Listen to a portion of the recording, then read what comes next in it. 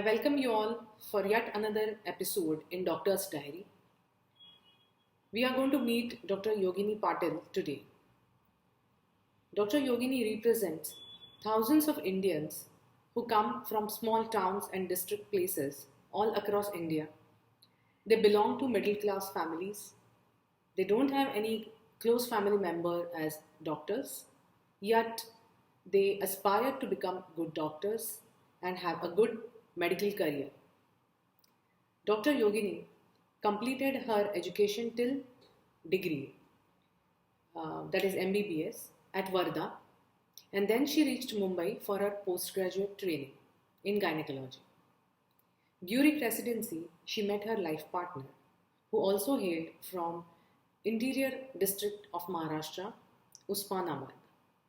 After finishing residency, both of them decided to settle in Mumbai, which was a totally new city for them. Today, Dr. Yogini is head of the department of one of the multi-speciality hospitals near Mumbai. Let's hear from her. Hello, Dr. Yogini. Welcome to Doctor's Hello. Diary. Hello, Gauri. Let's begin our chat. I would like to know from you at the outset, uh, do you have any doctors in your family? In your growing years, what was your impression about doctors? Can you tell us about that? Yes, I belong to a non-doctor family and I'm from a smaller place. I'm from Wardha. So actually, about the doctor's impression, I had very strange impression. That time there was no specialist practice. A doctor means one who sits in the clinic. The clinic used to be very small, and he had his own tablets or pills. And if we had some fever or something, we'll go to him, and he will prescribe us the medicine. He will actually give medicine. And there was a dirty smell which used to come in the clinic. So I was not at all happy about this profession, and I never dreamed about it actually. Okay. So it is surprising that you joined medicine in spite of being averse to smells and atmosphere in the dispensary. And Uh, that too, I took gynec. yes. So tell me more once you crossed 12th. How did you make a career decision to come to medicine? See, actually, in India, we make a career decision at either 16 years, whether which stream you are joining, whether you are joining science or arts or commerce. And second decision, major, most important decision we have to take at the age of 18, which is too early, and we are too immature to take that decision actually. But it is the fact that we have to take a career, do career choice at this stage. So somehow some incidences happened, and because of that, I got diverted to medical field. That time I was very good in maths. I was a merit student. I passed 12th or so. I was getting admission to medical and engineering also. If you really ask me, I was quite interested in art subjects. I was a good orator. I was a good writer. I wanted to become stage artist. Maybe given a choice, I would have loved to act in dramas, not in movies, but I would have loved to act in dramas. But even again, being a smaller city, you can't see such dreams. You don't have any idea how to go about that. So I never make a career choice about them. Only two things in front of my eyes were engineering and doctor. I wanted to do engineering. But my Mosi, she diverted me. She told me it's a very noble profession. You are a female. You will be of some help to the female, and you have that kind heart also. So you better become a doctor. And again, I told her, I don't want to give those medicines, and I don't want that dirty smell. I can't take myself medicine, so how I will prescribe to others? So she said, you really don't have to take medicine yourself. You have to give it to others. So better you become. And I listened to her, and then I decided to take a medicine. So you seem to be a very versatile personality with lots of choices. And yes, being a meritorious student, you could take up practically any profession which was available. But somehow you joined medicine. I really realized that 18 years was an immature age. And what my sir said at that age, I remember him now. And I realized that, yes, I was never a person who will sit in front of computer for 8 hours or 10 hours. Rather, I'm a person who will like to talk to the patients, like to realize their problems, to discuss with them. So I think I'm a better person for medicine itself. Yeah, But so you're subtly you have brought out a very important point that I don't know the situation now, but the aptitude for any kind of profession is something which we need to test before any young student or a child opts for any particular professional courses. And unfortunately, at least few years ago, that was not the practice. It was just about X number of marks, Y number of seats available, and wherever you can match, you just get into the college and get the degree. So I Yeah. hope that the things will change soon. So let's see. Anyway, let's go ahead. You entered medicine. Medical college itself is a big world which is totally different from outside world, particularly for someone who has never visited such a big institute. And so when you joined MBBS, did you find it challenging to get adjusted? How was your experience in undergraduate days? Actually, experience in undergraduate was nice. Only thing, I was little scared. uh, Naturally, we are from a smaller family and suddenly you are joining the medical, but I enjoyed. I had good friends. We had good team. I participated in different competitions. I remember I participated in elocution and debate, and the only problem was paying a fees because I was from a lower middle class family, and suddenly it happened that our fees was 4,000 per year.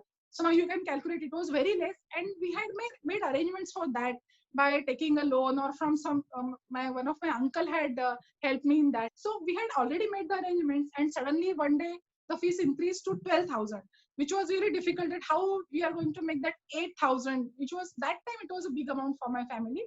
But somehow then I discussed with the college people, and one of my teachers, she helped me. She signed a bond from me that you 1 year you work with me. She used to like me. She's from a PSM department, my madam, Dr. Pathak. So you mentioned that your fees tripled, though 4,000 and 12,000. Now the absolute figure seems to be very minimal, but the jump of hike in the fees almost 3 times was a real shocker for you and your family members. And it's really admirable that you came out uh, from that and you completed your education. Um, as an extension to that, I would like to know, we all know that MBBS and in general medicine, doing MBBS is not a full stop. In fact, after getting a graduate degree in medicine, which is MBBS in allopathy, our employability is not so much. Maybe someone who completes BE, that also in 4 years in engineering, would get some campus job. He can start earning some salary and then maybe support the family. That generally doesn't happen with MBBS. You have to do a post graduation to have a good career in later life.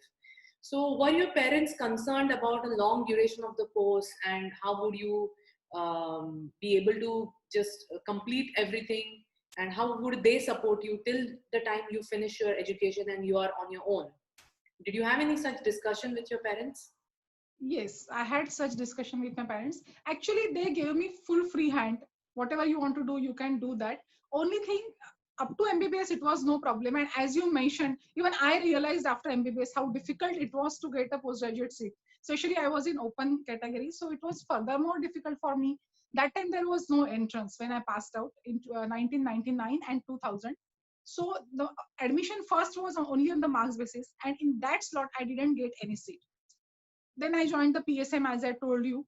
Then after that, I was still struggling. My struggle was going on what to do, because that was the most, I remember very, uh, I can say it was a pathetic situation actually that time. The struggle was really more because some of my colleagues, female colleagues, they got married immediately after MBBS. Some of them, some of them got PG and they joined PG. Some of them, they did not get, but they got somehow, like CPS degree or something by paying something.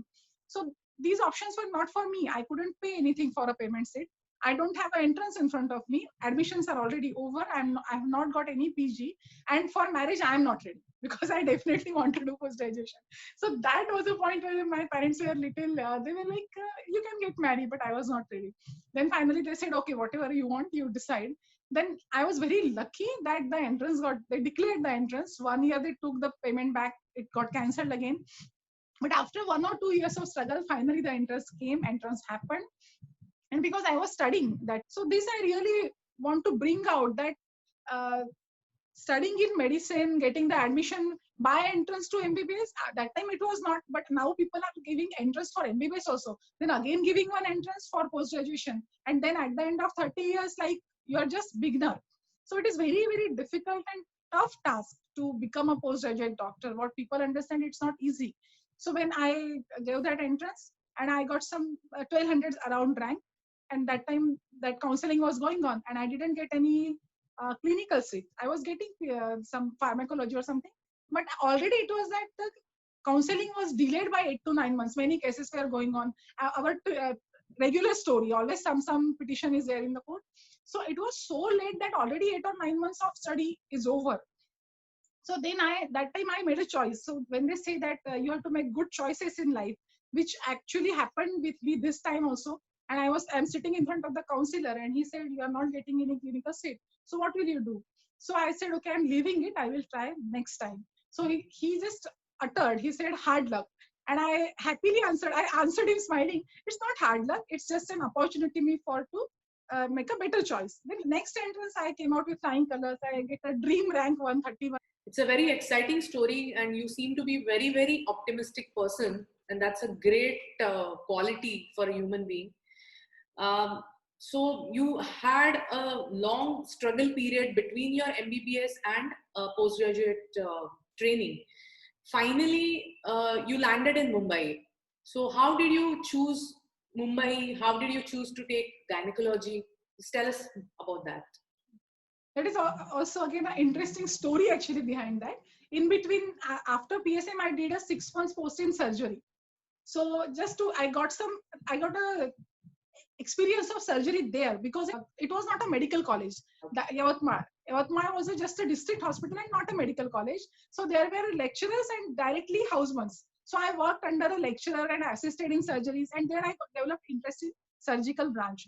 After that, I gave entrance, cleared the entrance, and in between this marriage, my parents were trying for my marriage, so that chai nashta programs were going on. So one person came and we discussed. Of course, that didn't settle, but that time he had told me that you have got a very good rank and you have a chance of going to Mumbai.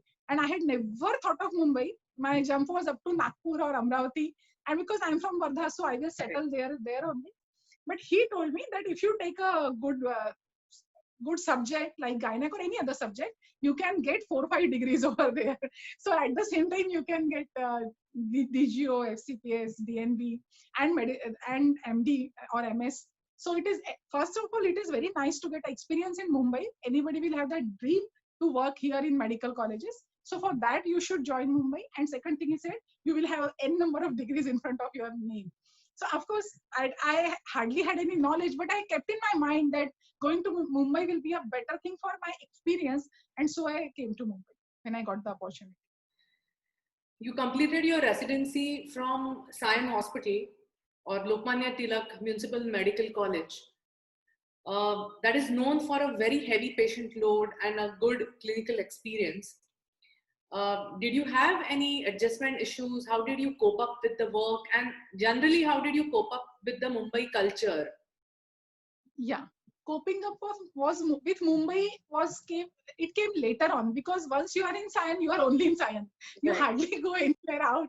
But one thing I liked about Mumbai is it was open city. Like I had stayed in a smaller city like Wardha culture, and there are many taboos. Like in my childhood, I got some taunts about my color. I mean, now it seems very funny, but there it happens. You get taunts about being a female, not from my parents. My parents were educated.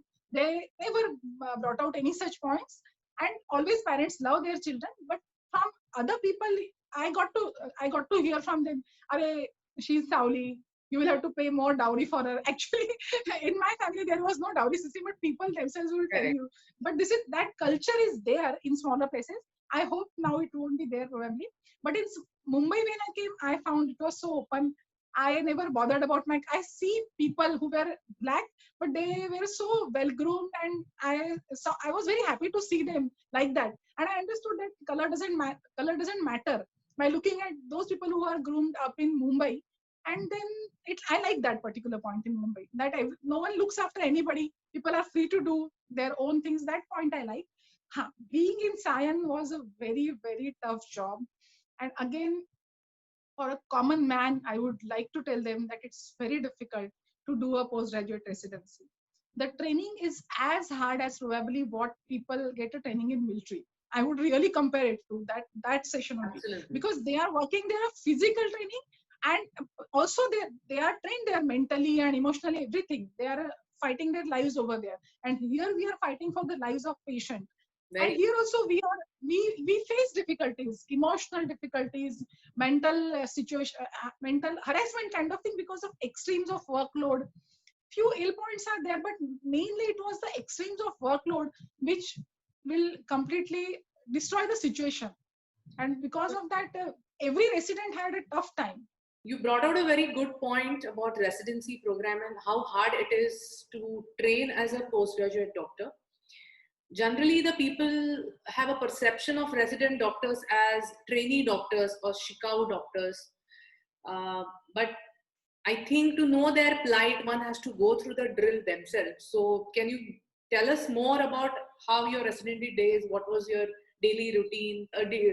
As a person, how did you cope up with those 3 years of rigorous training? Yeah, you properly use the word rigorous training. It was actually a rigorous training, and it is actually very difficult to cope up with that strain. We remember so many of our residents, they had emotional and mental collapses during that time.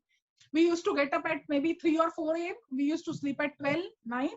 No khane ka kuch ata pata nahi. We hardly remember when we took our lunch, when we took our dinner. Oh, work, and only work was the culture. But yes, I went through that, and the word you use, shikau doctors, even every doctor who's successful, well known, once he was a shikau doctor, right? So people should not disregard them like that. Every shikau doctor is very sincere. They have come there through a lot of hardships. It was very difficult to clear the entrance. It was very difficult to get the admission over there, and it was very difficult to make a decision of becoming a doctor. So they very well know that what they have to do. They are very much inclined to learn, and that's how they are very cooperative. And again, there are senior doctors. So, yeah, so about the resident doctors, ultimately they are there for training and they are covered by people who are consultants, postgraduate doctors with good number of years of experience. So, resident doctor is not the only one who's looking after the patients. He is obviously the person who's on the front lines, and I will not hesitate to say that the resident doctors run the show of practically all government hospitals in India today. So I think we should all be very, very proud of the resident doctors, whoever are working even today. What you said is very correct. All the resident doctors are under tremendous work pressure. They are forgetting their hunger, their thirst, and they are working day and night for the betterment of patients. So patients should definitely remember that. And whatever the incidences are happening to beat the resident doctors, they are absolutely non-pardonable. And society should be sensitive about these issues. True.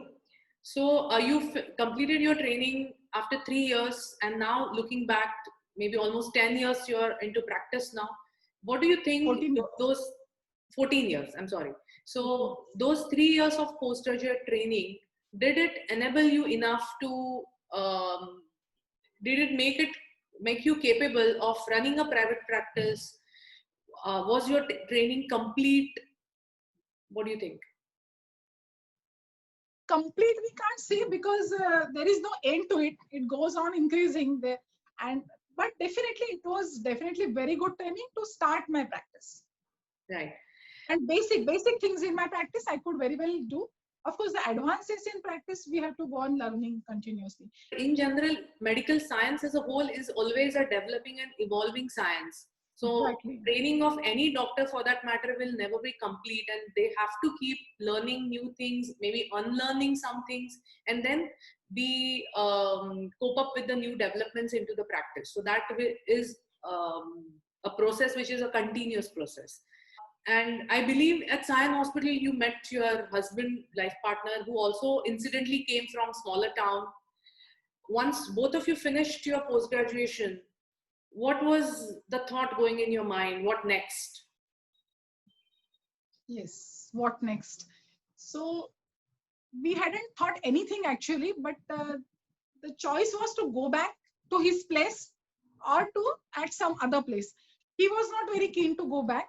So we had to make another choice where to settle. We were looking for different cities. Actually, we looked for Satara, we thought of Pune, but somehow I got the opportunity to work in Bhaktivedanta Hospital, Mira Road, where I'm practically working for last 15 years. And right now I'm HOD also of that hospital in gynec department. So after that opportunity, I joined here and I settled here. But the main reason of settling in Mumbai probably was I thought at that time, before 15 years, that my children will have better career options. Well, different career options. It's not that better, but different career options, and this condition will be different for them. So that was one reason which I thought that probably it won't be there in a smaller city. So, but did you have any reasons apart from, yes, personal reasons, no bonding, or maybe you did not have a good any kind of My infrastructure over husband there? felt Anything that was my husband's feeling. My husband's feeling, he felt that there is more politics in smaller cities, more politics, more casteism. That is what which discussed amongst both of us. That was his reason. you joined Bhakti Vedanta, which is a multi-speciality hospital in one of the suburbs near Mumbai. So, how did you get opportunity there? How did you develop your practice? Yeah, it was a challenging task. I should say I was lucky to get into the Bhaktivedanta hospital, because now if you think of now, you don't get immediately the consultant post in any multi-speciality hospital. They will ask you to work for 2 to 3 years, maybe 5 years if you think of bigger hospitals in Bombay, and then somehow you will get the opportunity to work as consultant. But that time Mira Road is really a suburb, and that's why probably that time need was there, and I landed up there. And after 1 year of working there as a full as a, you can say, I was assistant to the seniors for 1 year, and after that immediately I was absorbed as consultant. I settled my practice quite nicely because of, I think, few qualities that I think are good qualities for doctor. One is like truthfulness. I was very truthful in my practice. Suppose if a surgery is of a difficulty level, then I will definitely mention to the patient it's a very difficult surgery and I'm calling a senior person for that. Then I think I was quite ethical, very ethical. Like always in medical practice, there are dilemmas, or you can say two opinions, or there are many semi-indicated conditions. Then So, you mean to say I you think, patient will get different opinions from different doctors, and yeah, how yeah. you And find. then he will feel that this doctor is not right or that doctor is not right. But then I tried to be very honest to the situation. And the scientific decisions and scientific opinion, not the opinion Yeah, which people, yeah. the patients would like. That what you Yeah, mean. definitely. I never like to do anything under pressure. Like someone coming to us and telling that general practitioner has told a 2 centimeter fibroid, now you need to undergo a surgery. I will never be opportunistic. No, no, just yeah, you need surgery. No, I will clearly tell them you have a different problem. That fibroid is not doing anything, any harm to your body. Many other things happens. Pain is somewhere upper, and patient want a hysterectomy, which is uterus is situated quite below. So I will definitely explain the patient that no, your pain is because of something else. Don't blame the uterus for that, and I'm not going to remove your uterus. Similarly, if it is a normal delivery or a cesarean, I will convince the relatives that I am not going to do a cesarean just because your patient wants or something, or I will not even do a compulsory normal delivery just because you want. Whatever is right at that moment for that patient, that only I'm going to do, and that has really helped me in my practice. I got a chance to be absorbed in an institute, and I got absorbed. That time I definitely wanted to have my own nursing home. And to be truthful, we also have a place where we can start our nursing home, but over a period of time I never started a nursing home. I really believe practicing in nursing home is very, very tough nowadays. Of course I never started that, so I can't comment on fine intricate points, but definitely I know it's very difficult. You are all alone over there. Our branch is a gynecology. Anytime any difficulty can come, and practicing in institute is much better option. It is quite safe also, and you can offer better choices to the patients. Any Many difficult cases which otherwise you will not be able to take in nursing home, those cases you can take up in institute. Now our hospital is a referral center, and after many years even I have become a referral point where people, other colleagues in different nursing homes, they will definitely say go to Dr. Yogini, this is a difficult case. And after few years of practice, maybe 8 to 10 years of practice, some change also happened in my way of practice, which I would definitely like to share with you. And I would love that other people, other doctors also listen to that, especially those who are in gynec, those who are in emergency branches and practicing at different institutes. One day, our dean, Dr. Sankhe, Ajay Sankhe, he told us that why don't you start a group practice? And I was the first person to resist. I was like, after for so many group practice means we are three colleagues, and he told us you come together and start a group practice means you will manage each other's patient by dividing your on-call days and off-call days, like we used to do in science. And So that obviously, means you will have a distribution of your income. So yeah, distribution of our income also, that was also one point. And I was not very happy about all these things, because I'm there, the typical mentality, I am there with her for 9 months, and patient also feels that we are there for 9 months with this doctor, and suddenly how we will. So we, over a bit of time, I realized that what my dean is saying is very good point, and rather than one person being 24/7 on call, it is better that we are on call few days a week, and few days we are getting time for our family. So after a few years, you realize that a good practice doesn't mean only practice. You know that a good practice, you should also have a good life. And there are three components which I will say. One is job satisfaction. Definitely, you should have a job satisfaction. So being in institute, I get good number of cases. Now they are less because of corona, but you get a job satisfaction over there. Second thing, a good money, which, okay, I can't say very good amount, but whatever reasonable I get, I'm happy about that. And third thing, you should definitely get some time for yourself. So in group practice, we got that opportunity to get some time for ourselves. and I think it's a very, very good model, which in coming days, Yeah, when people should. difficult to practice day by day as an individual doctor, I think young people at least can think of making groups and getting into group practice. Initially, what we think, my patient and my practice. If we start speaking good about other doctors, a good atmosphere will be created, and patients also feel very positive about it. So now Exactly. you are, I mean, though you don't look so senior, but you are into practice for 14, 15 years, which is, so maybe you are at a position to give small little advice to someone who's just entering medicine, or someone who's coming out of postgraduate residency and looking forward. Few points we have already discussed. I will like to stress upon the same things, that you be very, very honest in your practice. Try to be very, very ethical in your practice. You get to some extra income by not being ethical, or not so honest. Rather than, I will consider that I'm getting little less amount, but by doing exactly what is required. Your decision should be totally your decision, and it should not be influenced by anyone. Like sometimes I heard some doctors saying that I got this referral from a general practitioner that this particular thing has to be operated, but a gynecologist has to decide whether she needs the surgery or not, and that time surgery is not required. Just because I got a referral, and if I deny, I may not get another referral again from that doctor. So that particular point, you should be very clear. I am a gynecologist. I will decide what is required for the patient.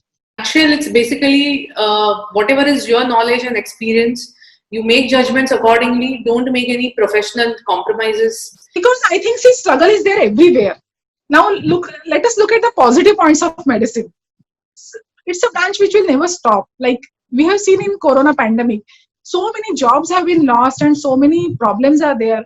Even if we are not done post graduation, you definitely can sit on a chair and start prescribing the medicine, become a general practitioner. So medical practice definitely has some upper edge over others. Of course, only those who really are very good in studies, because that much tough study you should be able to cope up.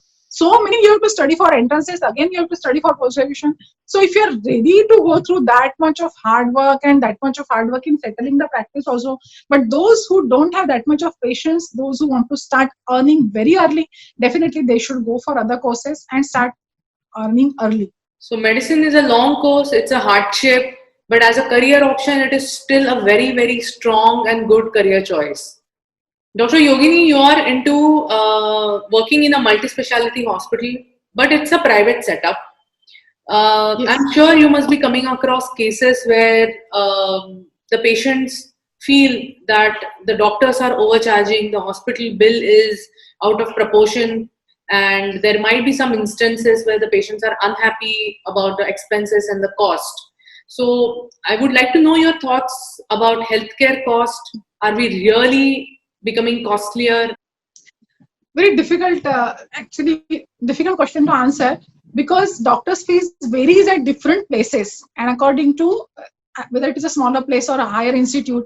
But still, I will say the fees of doctors in India is not too much. What the patients feel, that according to, I am sitting on this side of the chair, I'm a doctor, and I really feel that no, doctor's fees is not so much. People are not serious about their health.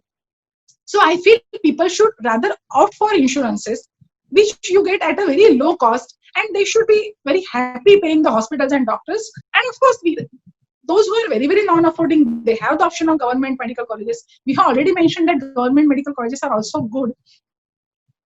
Society should respect doctors. They are highly educated. They have worked very hard to come to this point, and they should be highly paid.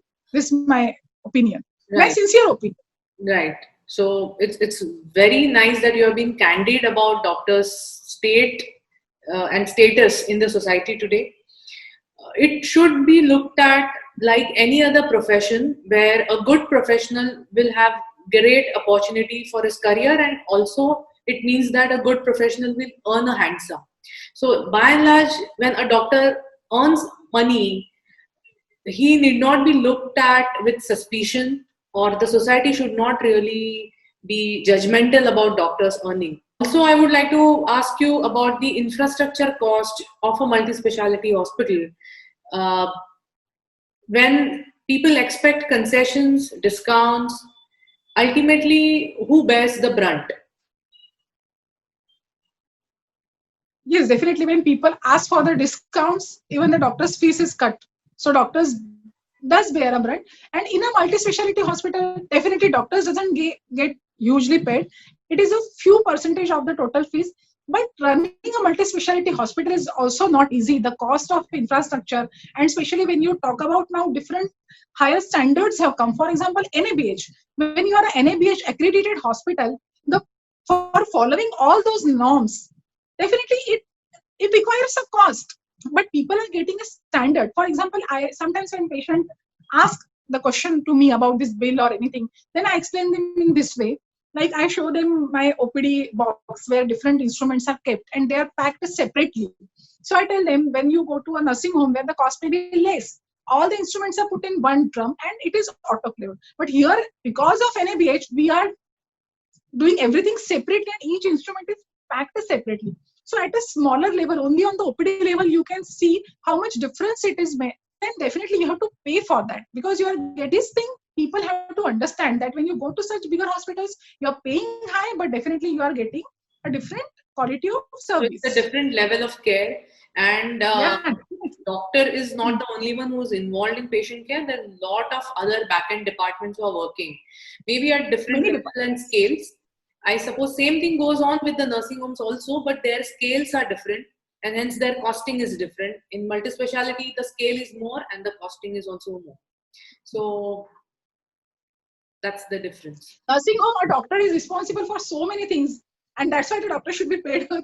Doctor should get good amount because he's managing so many things. Right. He's So alone, rather doing everything. rather in a nursing home, a doctor is held responsible for More of an administrator. non-medical things, administrative work, and so he is footing the role of a doctor, a administrator, a lawyer, an accountant, and so on and so forth. So yeah, So much. it is a Beginning difficult from record task. keeping, nowadays it is record keeping is also so much important.